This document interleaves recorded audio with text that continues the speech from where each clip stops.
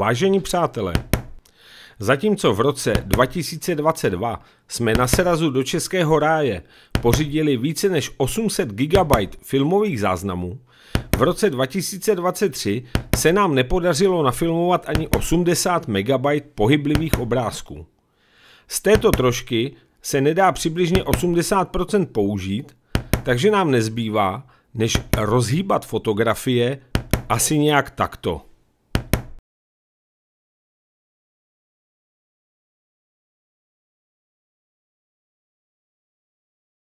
Setkali jsme se jako obvykle v Turnově, na parkovišti u volnočasového areálu Maškova zahrada.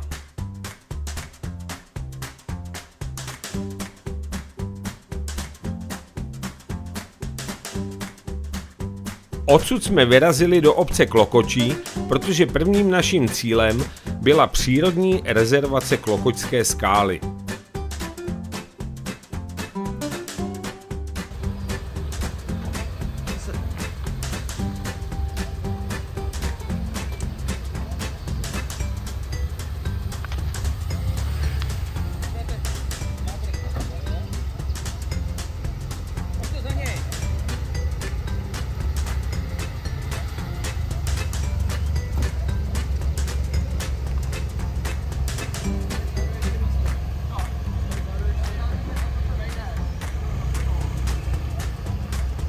Po zaparkování bylo nutno nahoru na skály vystoupat po schodech ve skalní rozsedlině v takzvaných klokočských průchodech.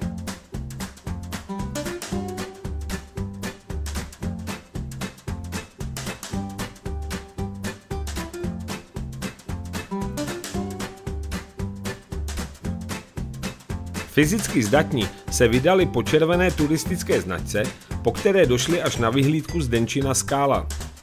Méně zdatní udělali několik fotek na památku a už zase jsme pádili zpátky k autům, abychom na oběd přijeli včas.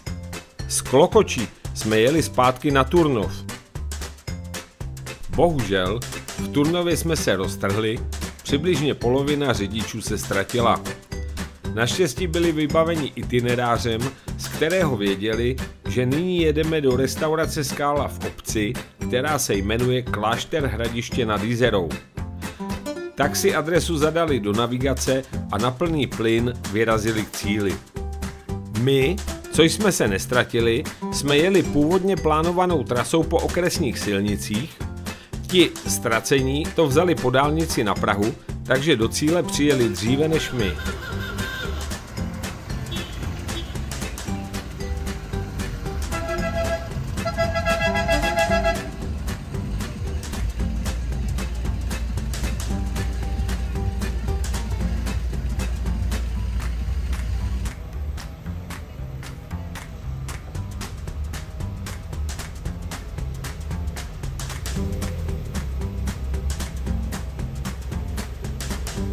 Restaurace Skála je ručně vykopaná jeskyně z 12. století.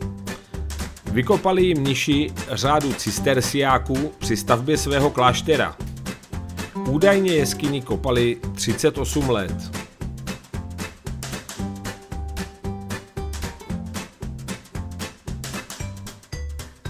Osvědčilo se nechat na oběd velkou časovou rezervu. Po obědě jsme se odebrali k ohřům a vyrazili k třetímu cíli toho dne do Hrnčířského dvora v obci Zvířetice.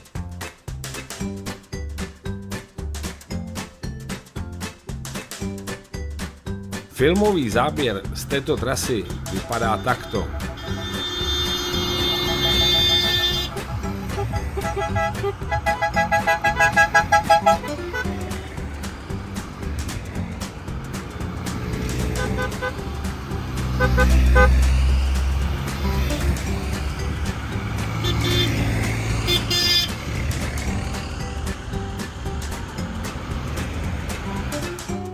V Hrnčířském dvoře jsme si dali kávu a zákusek, někteří z nás si dali zmrzlinu, někteří všechno dohromady. Nesledoval jsem, jestli jsme udělali nějakou tržbu nákupem keramiky, každopádně zde byly k vidění zajímavé výrobky. Když jsme vše vypili a snědli, vydali jsme se na poslední asi kilometrovou cestu toho dne ke zřícenině zámku Zvířetice.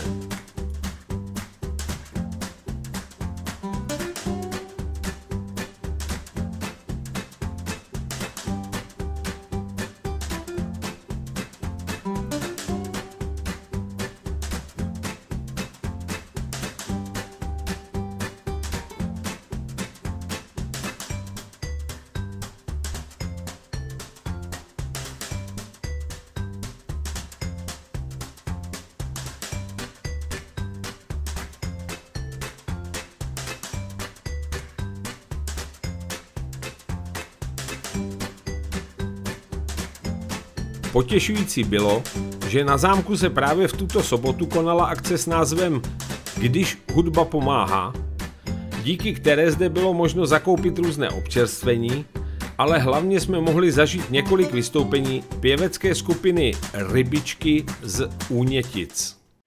Holky budou pivo pít, Groša bude pivo pít a šaunu proběhní.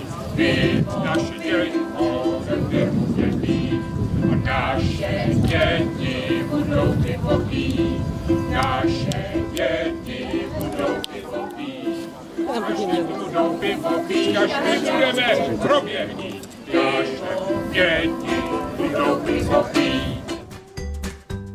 Když jsme si všechno prohlédli a zavírací hodina zříceniny byla na spadnutí, udělali jsme si před hradbami společnou fotku, vyhlásili vítěze kvízu a ještě jednou se skupinově vyfotili, tentokrát pro sponzora. Tak. Toto byl 5. sraz nesoucí název Do českého ráje cesta Smartováje. Jehož hlavním cílem byla zřícenina zámku Zvířetice.